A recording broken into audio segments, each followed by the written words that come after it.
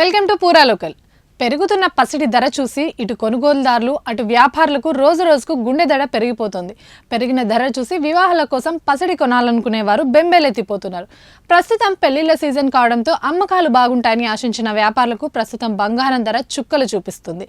గత ఏడాది పెళ్లిళ్ల సీజన్తో పోలిస్తే నగల అమ్మకాలు ప్రస్తుతం 80 నుంచి 90% పడిపోయాయని వ్యాపారులు చెబుతున్నారు. పెళ్లిళ్ల కోసం బంగారం కొనాలనుకునే చాలా మంది పెరిగిన ధరలు చూసి వాళ్ళు తమ నిర్ణయాలను వాయిదా వేసుకుంటున్నారు. ధర ఎప్పుడు తగ్గుతుంది, బంగారం కొనేందుకు ఏది సరైన సమయం అని అదే పనిగా ఫోన్ చేసి మరీ తమను అడుగుతున్నారని నగల వ్యాపారులు అంటున్నారు. వివాహాల సీజన్ అయినప్పటికీ ధరలు అందుబాటులో లేకపోవడంతో దేశవ్యాప్తంగా పసిడి విక్రయాలు గణనీయంగా పడిపోయాయని భారత బిలియన్ జ్యువెలర్స్ అసోసియేషన్ కార్యదర్శి సురేంద్ర మోహిత్ తెలిపారు. అమెరికా అధ్యక్షుడు డొనాల్డ్ ట్రంప్ ఇప్పటికే కెనడా, మెక్సికో, EU వంటి మిత్ర దేశాలతో పాటు చైనా దిగుమతులపైన సుంకాలు పెంచేశారు. రేపో మాపో కొన్ని దేశాల దిగుమతులపై ప్రతీకార సుంకాలు తప్పవని హెచ్చరించారు. దీంతో పెట్టుబడులకు డోకాలేని పసిడి ధర అందలం ఎక్కి కూర్చుంది. మరోవైపు దేశీయంగా రూపాయి పతనం కూడా పసిడి ధరలు పెరగడానికి ప్రధాన కారణంగా ఉంది. మన దేశ పసిడి అవసరాల్లో 95% పైగా దిగుమతులే దిక్కు. ఇందులో డాలర్లలో చెల్లించాలి. అయితే డాలర్తో రూపాయి మారకం రేటు రోజు రోజుకి క్షీణిస్తుంది. ఈ పతనాన్ని అడ్డుకునేందుకు RBI గత 4 నెలల్లో దాదాపు $9,000 కోట్ల ఖర్చు చేసింది.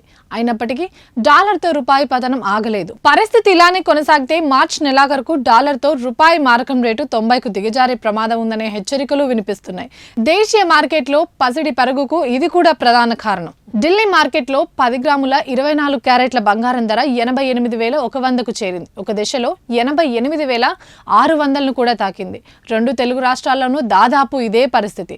మరోవైపు అంతర్జాతీయ మార్కెట్లోనూ 31.10 గ్రాముల బంగారం ధర సుమారు 2,55,944కు చేరింది. దేశీయంగా బంగారం ధర ఈ ఏడాది ఇప్పటికే 10% పైగా పెరిగింది. అంతర్జాతీయంగా స్థానిక ఉద్రిక్తతలు తగ్గిన ఆర్థిక అనిశ్చితి కొనసాగుతుంది. ట్రంప్ అధికారం చేపట్టాక ఇది మరింత పెరిగింది. దీంతో భారత్, చైనాతో పాటు ప్రధాన దేశాల కేంద్ర బ్యాంకులు తమ బంగారం రిజర్వులు పెంచుకుంటూ వస్తున్నాయి. మరోవైపు మిగతా లోహాలతో పోలిస్తే పసిడి ఉత్పత్తి తక్కువ, డిమాండ్ మాత్రం ఎక్కువ.